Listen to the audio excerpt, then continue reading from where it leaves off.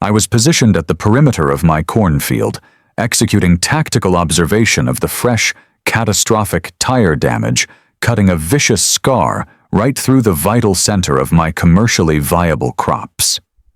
This was not vandalism. This was a direct assault on agricultural commerce. This was the fourth documented breach this operational week. The White Escalade's trail was non-negotiably visible. Deep, gouging ruts were permanently scarred through rows of corn I'd planted 3 months earlier. Stalks were crushed and flattened. Mud was violently splattered everywhere, like the residue of a vehicular temper tantrum designed for maximum financial destruction.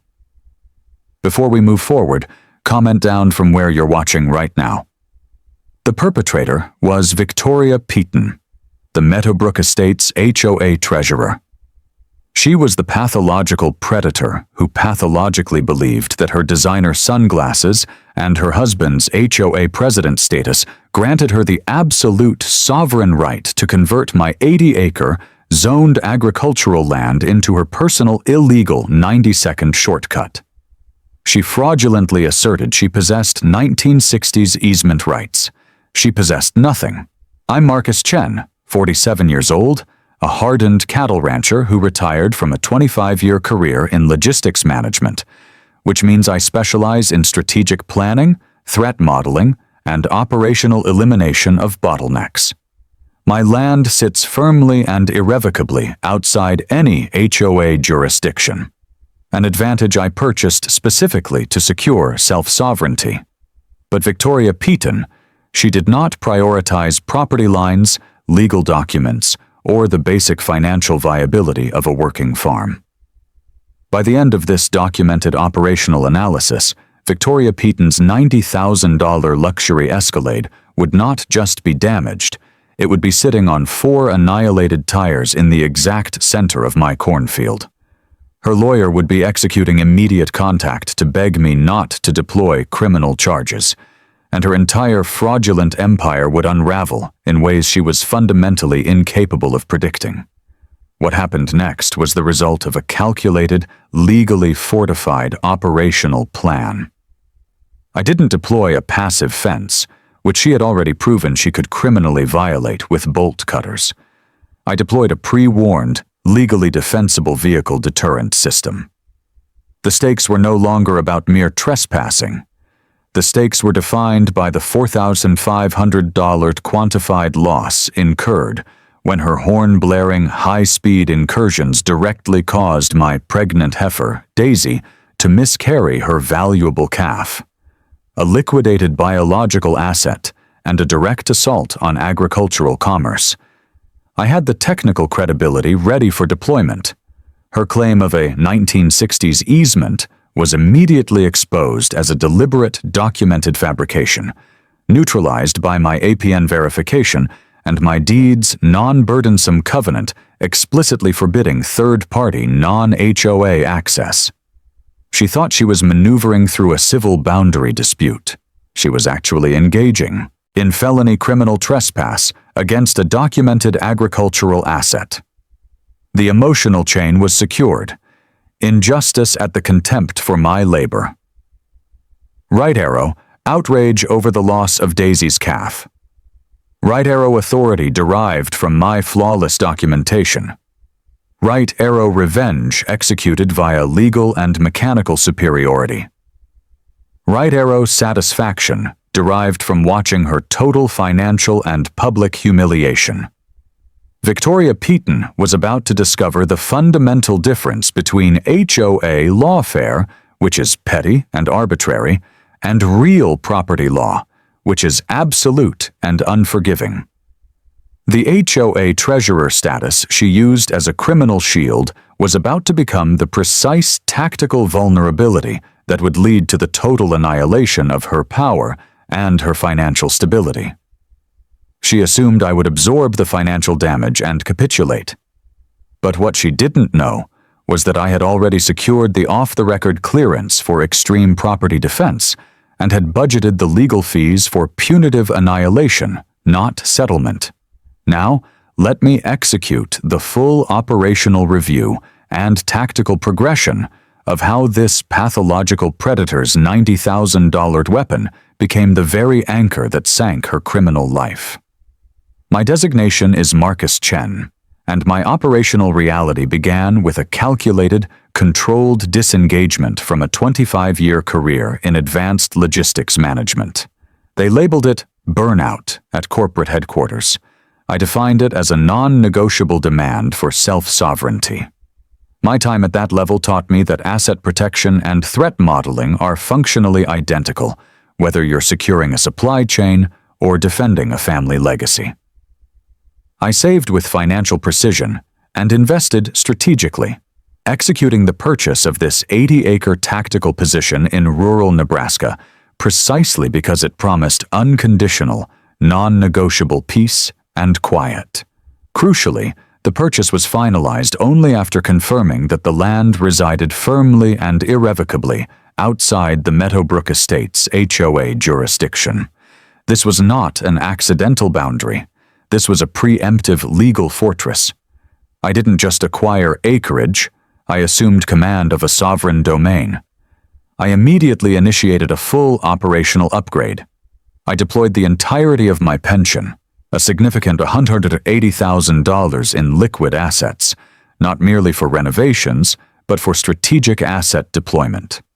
This included the acquisition of buffer parcels surrounding the lake and the precise fortification of the boundary lines.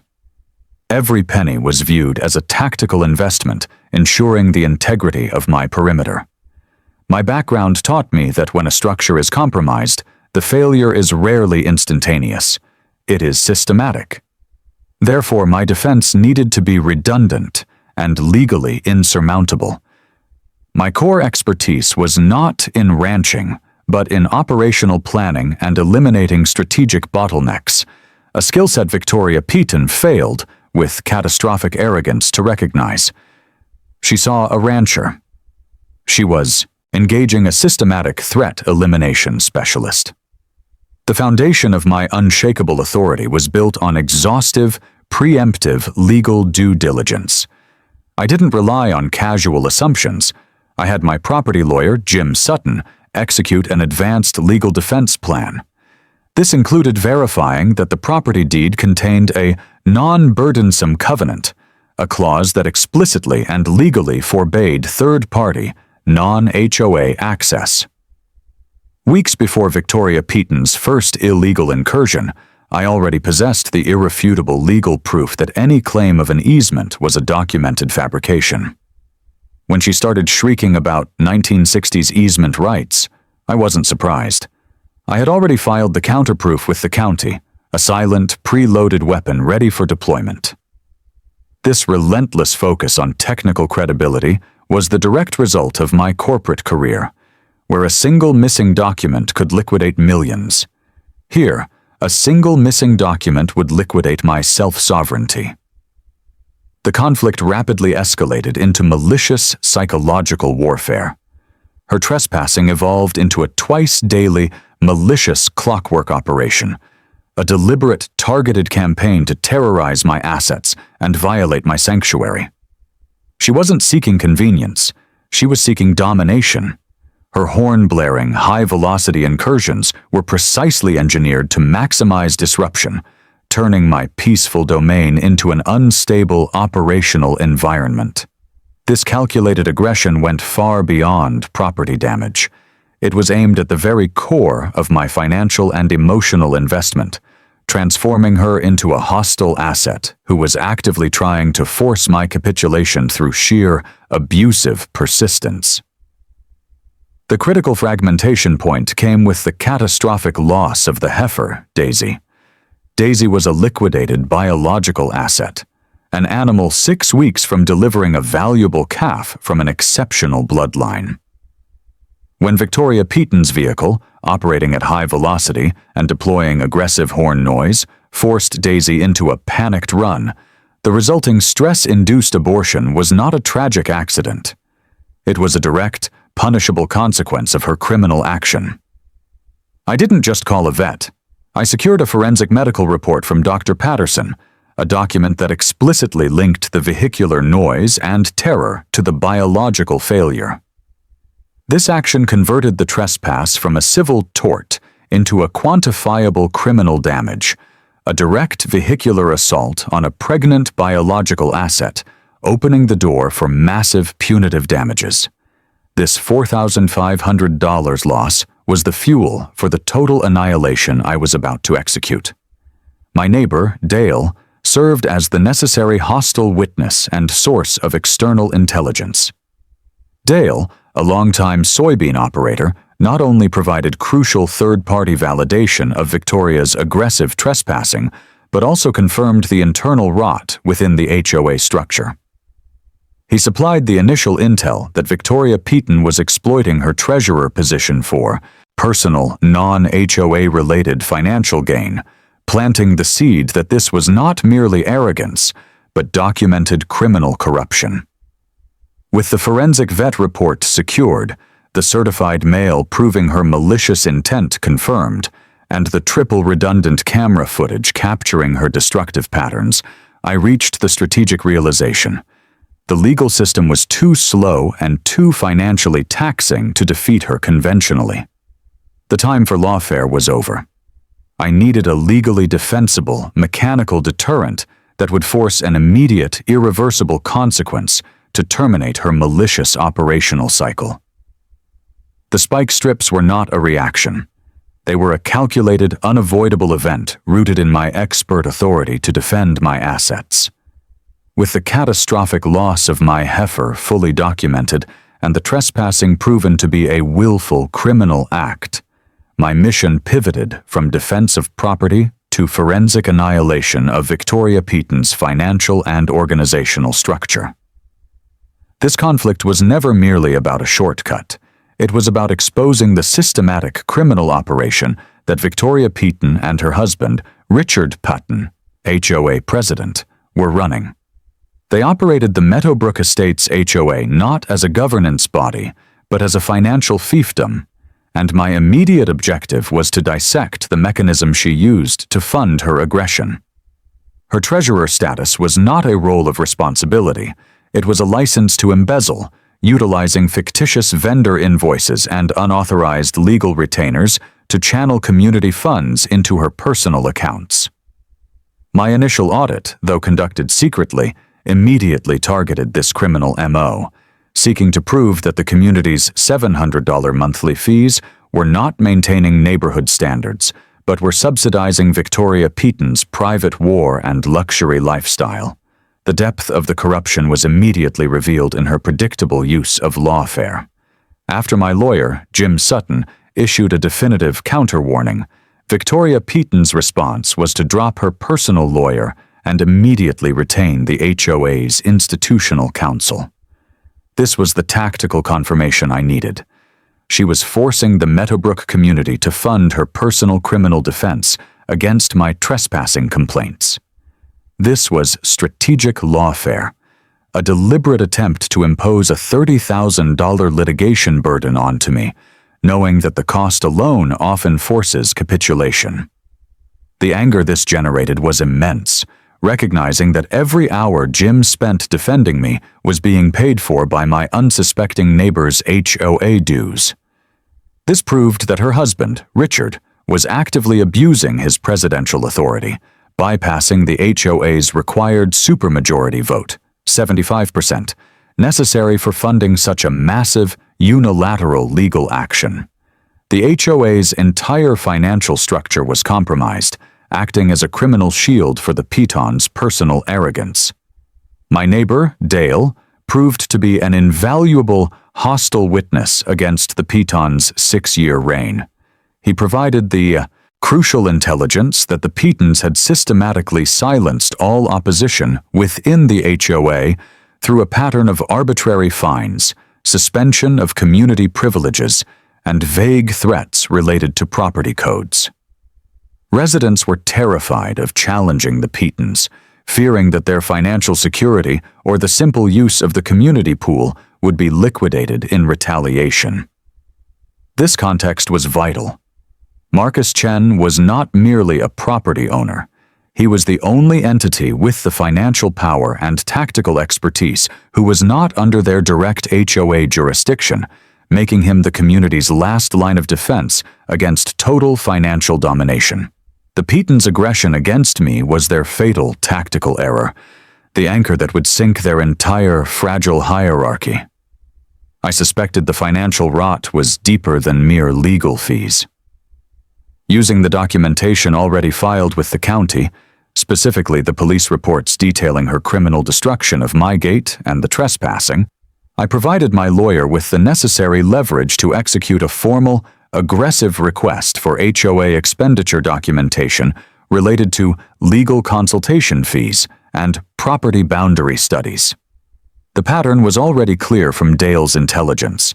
Victoria Petons' criminal modus operandi relied on small, frequent fraudulent charges disguised as legitimate community expenses, spa treatments categorized as landscape beautification surveys, or personal shopping sprees labeled as community improvement funds. Her criminal arrogance led her to believe that as treasurer, her signatures were unquestionable, turning the HOA reserve fund into her personal, unrestricted ATM. The financial rot was so profound that it was inevitable someone inside the structure would crack. This is where Patricia Chen, no relation but a crucial operative, entered the equation. Patricia, the HOA's assistant treasurer, absorbed the data that the HOA was paying Victoria Petons' personal defense lawyer and initiated legitimate inquiries. This small, ethical action was the initial charge that blew the lid off the entire operation. Victoria had failed to intimidate the one person who had direct access to the general ledger and the moral conviction to expose the fraud. The betrayal felt by the community, realizing their 700-month fees were actively subsidizing a predator's personal war and luxury life, was the emotional trigger necessary to overcome years of Peton intimidation. My final tactical move in this phase was to ensure that my counteroffensive was non-linear and irreversible. I instructed Jim not only to refute the HOA's fraudulent legal threats, but to formally prepare the counterclaim that would quantify the full $28,000 in actual damages, heifer, crops, gate, plus the demand for maximum punitive damages. This was the necessary strategic move to inform the HOA legal team that they were not engaged in simple defense. They were defending a criminal liability that would result in a guaranteed net loss for their client. The threat was no longer "stop trespassing." The threat was, "You will lose your house to fund my punitive damages claim." With the fraud documented, the victims identified, and the legal counterclaim prepared, the stage was set for the execution of the final decisive action: the deployment of the spike strips. The unavoidable mechanical consequence that would finalize Victoria Petons' descent into legal and financial ruin. With the HOA power structure exposed as a criminal facade and the full $28,000 counterclaim strategically prepared by Jim, the time for lawfare maneuvering was terminated. The operation transitioned entirely into technical execution and evidence finalization. My core objective was now to deploy the legally defensible mechanical deterrent, the spike strips, in a manner that was methodical, transparent, and absolutely irreversible, thereby neutralizing Victoria Petons' primary legal defense of entrapment. I spent 3 days executing a legal fortress construction around her illegal route.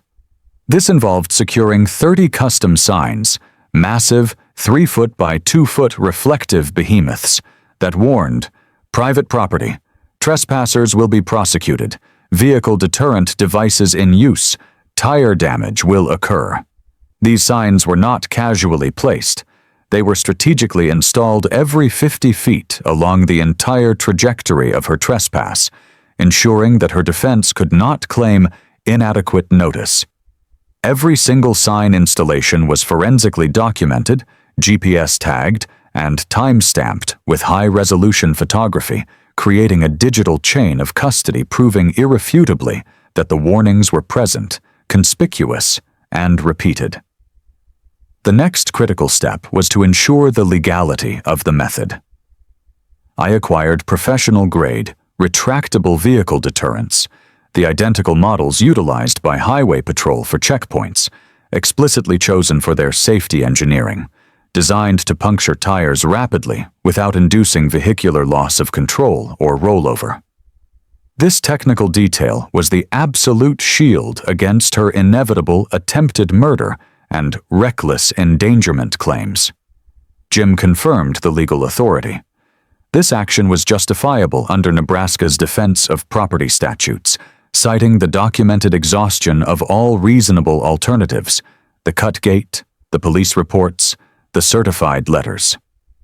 The spike strips were deployed in 3 staggered zones, approximately 30 yards apart, ensuring the destruction was phased, total, and irreversible once the first set was impacted. The operational plan was meticulous. The deployment was not a trap. It was the unavoidable final consequence of her 6-month-long pattern of malicious defiance.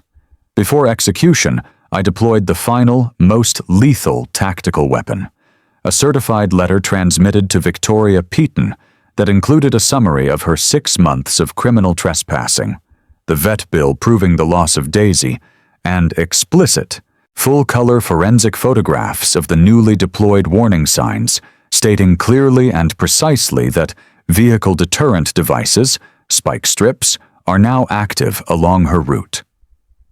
She received this final, non-negotiable legal ultimatum 4 days before I activated the strips.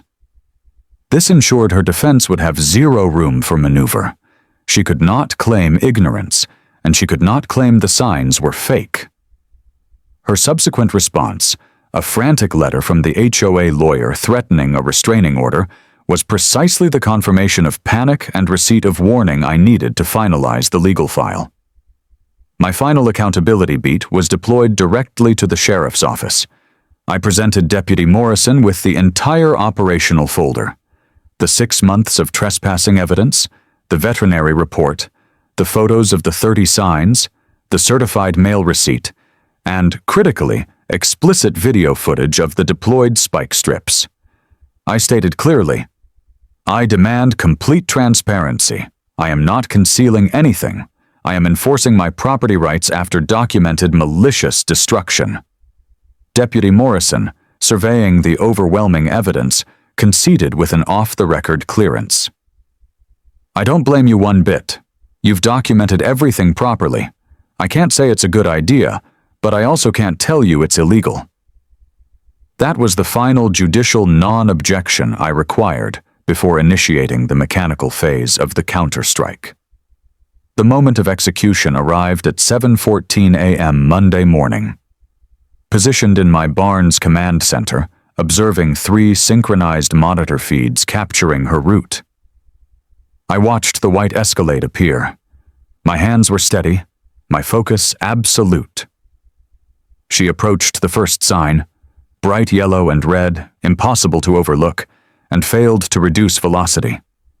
She blew past the 2nd, 3rd, and 4th warnings at a malicious 35 mph, proving that her intent was not accidental deviation, but willful, aggressive contempt for my property.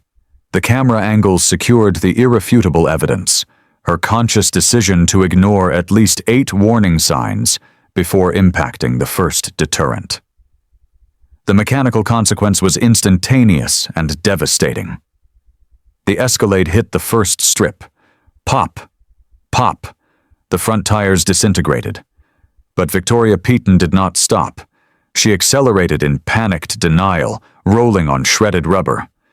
The rear tires hit the same strip. Pop! Pop! Now operating on 4 rapidly deflating assets, she hit the second strip, which shredded the remnants and brought the damaged rims into direct catastrophic contact with the spikes.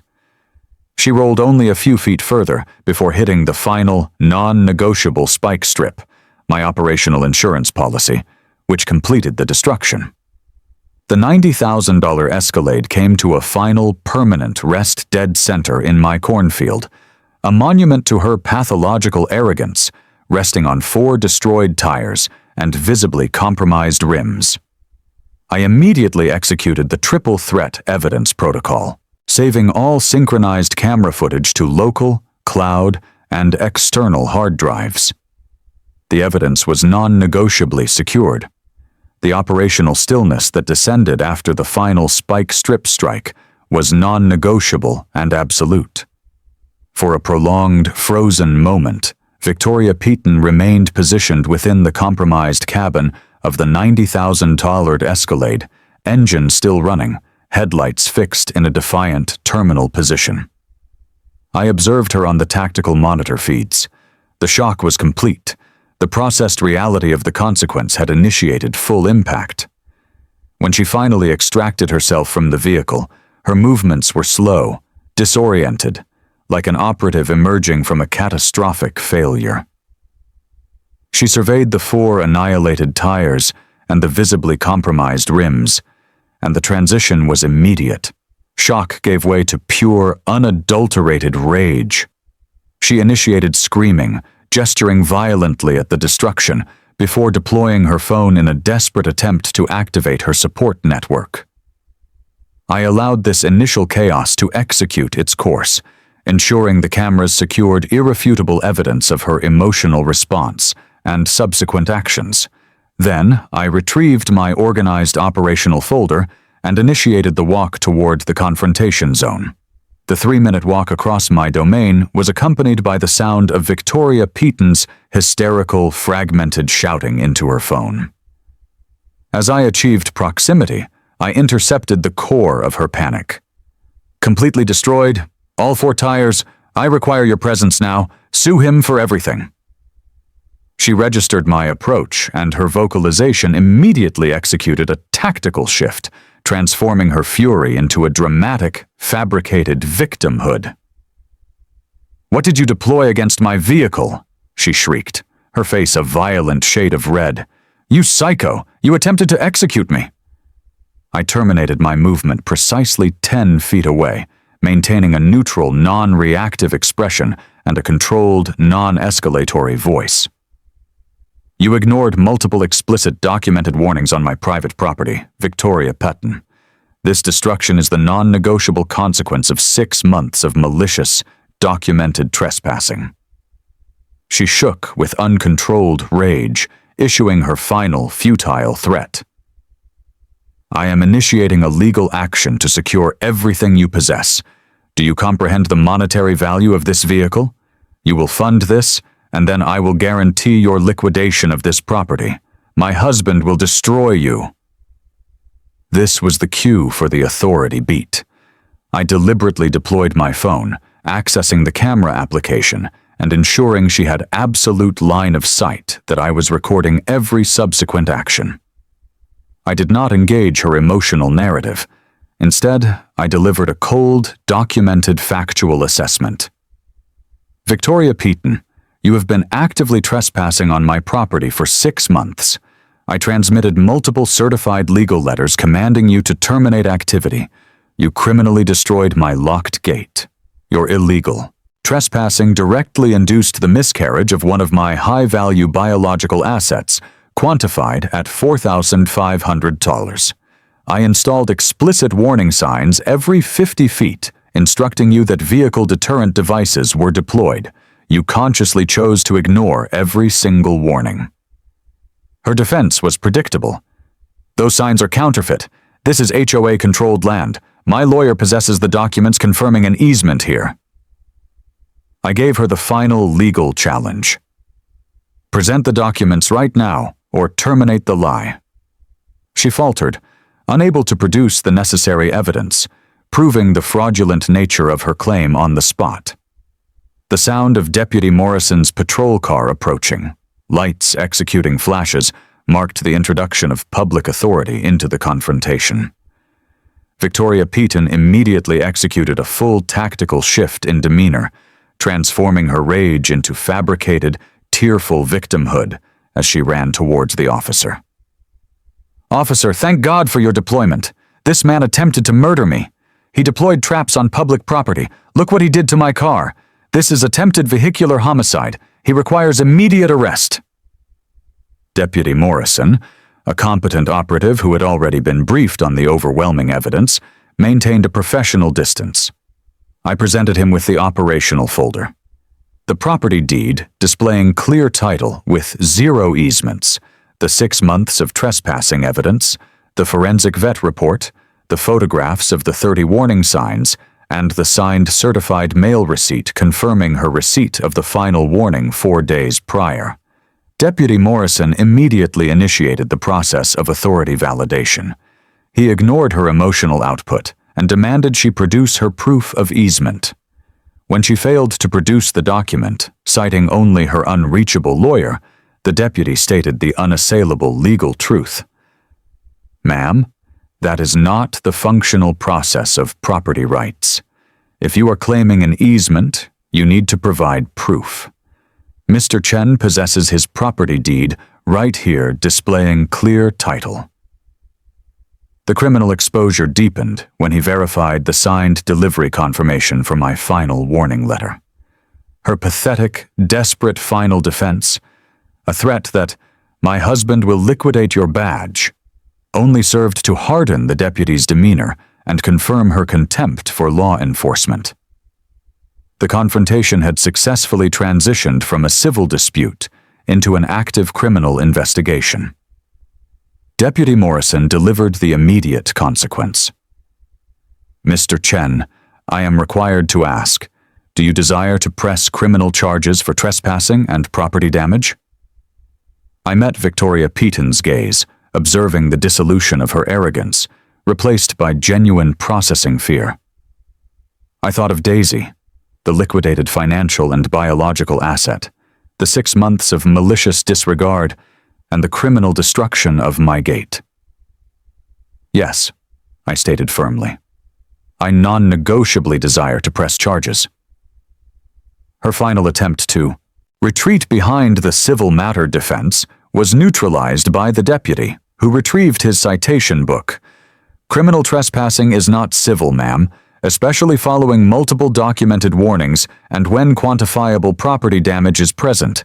And based on what Mr. Chen showed me last week about the destroyed gate, there could be supplementary charges." The mention of the gate footage, which she believed was a secret, caused her face to go ashen, sealing the case. The final element of her humiliation was the financial blackout. Deputy Morrison initiated contact for the tow truck, calculating the immediate liability, $650 for the extraction from the field and delivery, plus the tow operator's assessment of $30,200 for destroyed tires and compromised rims. Victoria Peaton was forced to pay the initial extraction fee with a credit card, her hands shaking uncontrollably as she executed the signature on the receipt. The physical manifestation of her immediate, irreversible financial consequence. Her frantic attempts to reach her husband, Richard, or her personal lawyer were met with zero response, confirming her complete isolation and the dissolution of her support structure. Before she was transported away by Deputy Morrison, her final, weakened threat, "Richard will initiate legal action to secure everything you possess," was met with the ultimate, lethal truth from me. "Victoria Peaton, I am not under the jurisdiction of your HOA. Your husband possesses zero authority here, and I failed to execute any illegal action. You executed multiple illegal actions for 6 months.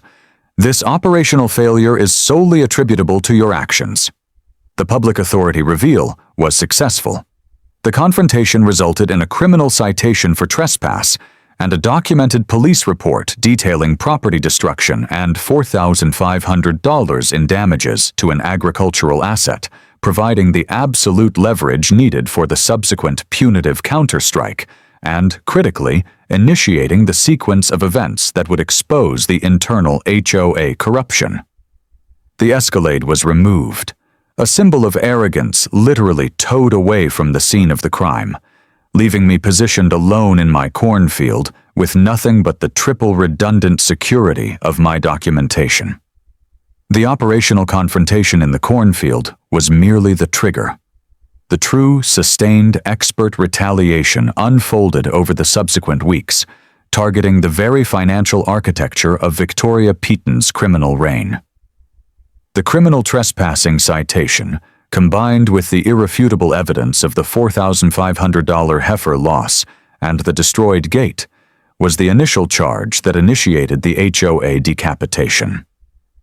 2 days after the Escalade was towed away, while Victoria Peaton was preoccupied fighting the inevitable $42,000 personal liability lawsuit I had already annihilated with a prepared counterclaim, the internal contagion she had created reached a terminal state.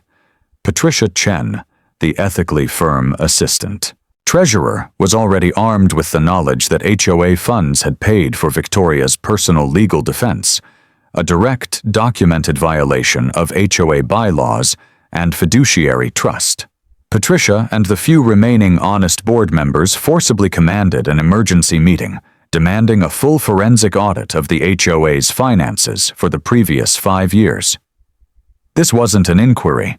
It was a hostile internal takeover engineered by the community's demand for accountability.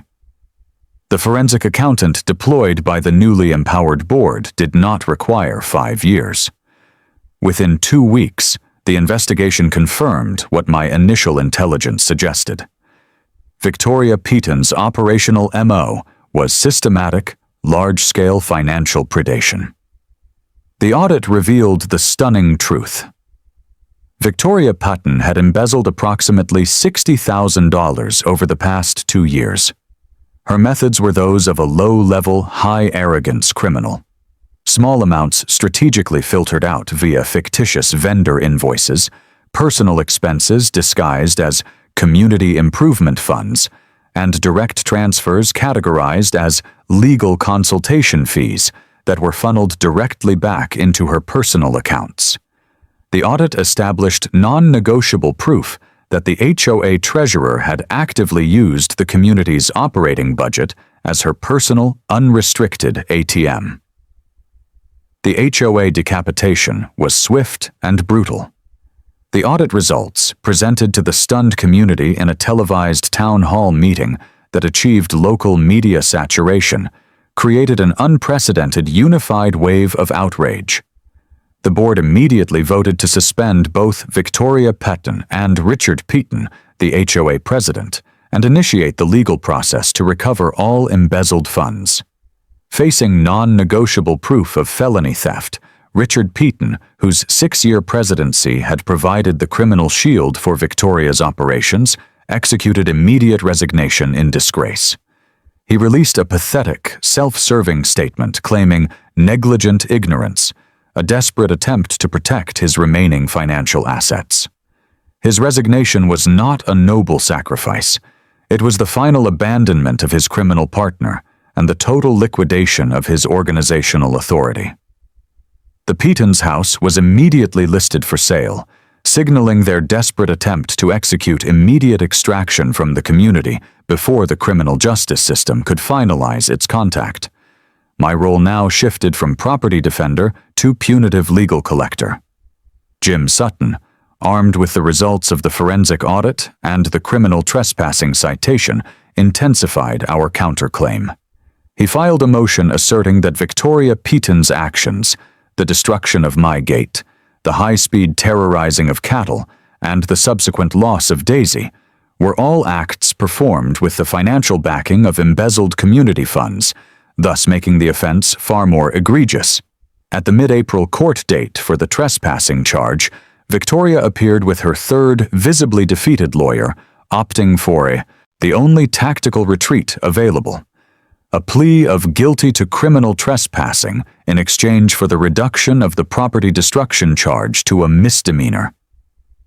This admission of guilt was the absolute legal validation of my entire operational defense. The judge, reviewing the meticulous evidence, the triple redundant camera footage, the vet report, the signed certified warnings, commanded Victoria Peaton to pay $8,500 in immediate restitution to me, covering the liquidated gate, crop loss, and the full documented cost of the heifer miscarriage.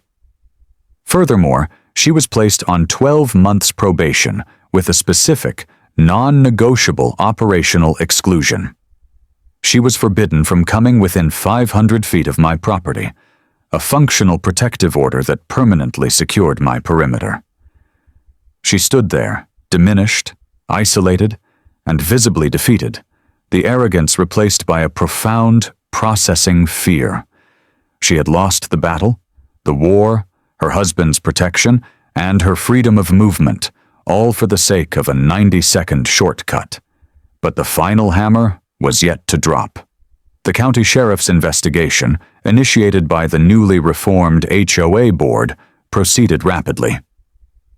2 months later, Victoria Peaton was formally charged with felony embezzlement and fraud related to the theft of the $60,000.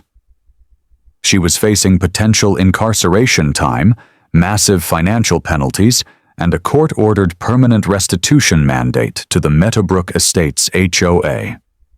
Richard, her husband, solidified his final abandonment by filing for divorce, cutting his legal and financial ties to the collapsing criminal structure. My expert retaliation had not only secured my private property, it had punctured the financial secrecy of the HOA, triggering a cascade of accountability that led to the total liquidation of the Peatons' power and their marriage.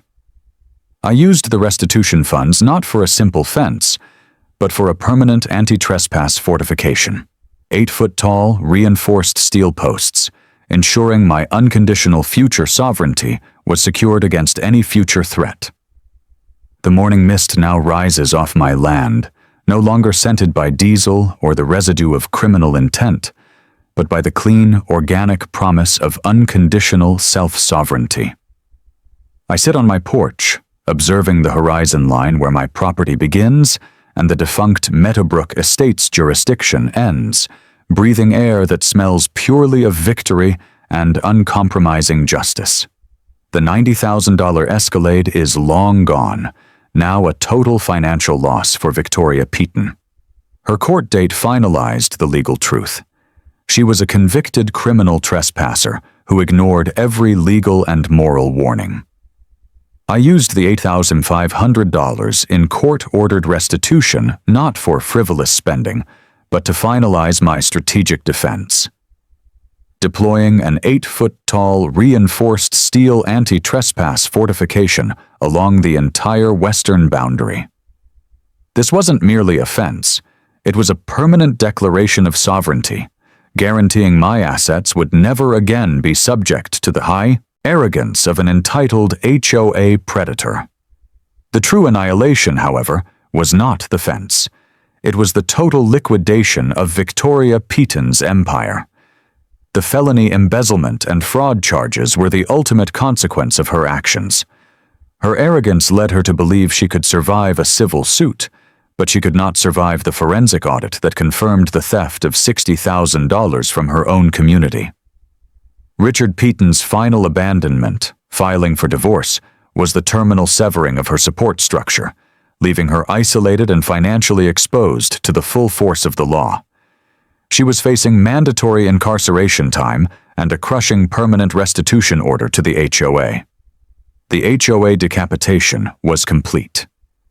The Peaton's house was sold in a desperate fire sale attempt to liquidate assets, and the Meadowbrook Estates HOA installed a new, transparent, and ethical board, formally transmitting me a written apology that validated every step of my defensive action. The legacy secured now serves a higher purpose. The corn has regrown where the Escalade once ripped through. Daisy, the asset Victoria liquidated, executed a full recovery and was successfully bred again, proving that life and profit return when malignant threats are eliminated. My expert retaliation did not just save my farm, it initiated systemic change. The final disposition of the case became a local legend, the tale of the rancher who used legally defensible spike strips and flawless documentation to bring down a corrupt, predatory regime. The deterrence was absolute. The spike strips remain secured in my barn, now classified as a historical deterrent device. their very existence serving as a silent, non-negotiable warning to any future trespasser that this is a domain where property rights are enforced with uncompromising, calculated finality. My personal evolution was non-linear. I moved from logistics manager to rancher, and from rancher to a recognized regional authority in legally defensible property defense. I now dedicate time to advising other besieged property owners, showing them how to convert emotional outrage into forensic evidence and legal vulnerability into absolute defense. The critical lesson, which I transmit to every victim, is simple. Accountability always initiates final contact. Victoria Petton was not defeated by anger. She was defeated by her own willful violation of documented warnings. Her pathological belief in her own immunity was the precise tactical flaw that I exploited. I failed to resort to her criminal tactics. I simply enforced my legal rights through a documented, transparent, and strategically devastating mechanical consequence. Looking back on the entire operational sequence with Victoria Petton, I have processed a critical life lesson I desire to transmit to all of you absorbing this data. We operate in an environment where some individuals pathologically believe that rules are non-applicable to them. They aggressively challenge boundaries, constantly extracting resources, testing the operational limits before someone finally executes a definitive no. Victoria Petton was not born entitled. She evolved into that state through years of zero accountability enforcement. But here is the absolute truth. Accountability always initiates final contact. It may require time. It may demand patience and meticulous documentation and unwavering defense of one's territory when capitulation appears easier. But it executes final contact. The most critical lesson I processed from this entire experience is not centered on spike strips or trespassing laws. It is centered on the non-negotiable importance of defending one's position with absolute integrity. I failed to escalate to violence. I failed to violate any laws. I simply enforced my legal rights through documented, transparent means. That holds operational significance, because when the confrontation reached court, when the lawyers were deployed, I could remain positioned with a clear conscience, possessing the absolute knowledge that I had executed every action correctly. There is power in that certainty, real power, not the counterfeit authority derived from a title or position, but the genuine internal strength derived from knowing your position is correct and possessing the forensic evidence to confirm it. If you are currently engaging an operative like Victoria Petton in your own operational environment, document everything, every incident, every warning, every attempt at resolution. Maintain patience, but employ firmness. Defend your territory legally and ethically. And remember, sometimes the optimal revenge is not revenge at all. It is simply enabling someone's own criminal actions to achieve final contact with them while you remain positioned on the correct side of the law and observe karma executing its mandate. I desire to absorb your operational narratives in the comments. Have you ever engaged an individual who pathologically believed they were above the rules? How did you execute management of the confrontation? What critical lesson did you process? Share your experiences below. This community is constructed upon these shared narratives of defending one's position and deploying mutual support. And if you are not subscribed yet, execute that subscribe button press immediately. We transmit these categories of narratives every week. Real accounts of individuals defending against entitled neighbors, corrupt HOAs, and bullies who pathologically believed they would never face consequences. You are commanded not to miss the subsequent operational data. Remember, Your property is your domain. Your boundaries possess operational significance, and no individual, regardless of their pathological self-importance, possesses the right to treat you as if you are invisible. Defend your position, document everything, and trust that accountability always achieves final contact with everyone. Thanks for absorbing the data, and I will establish contact in the next transmission.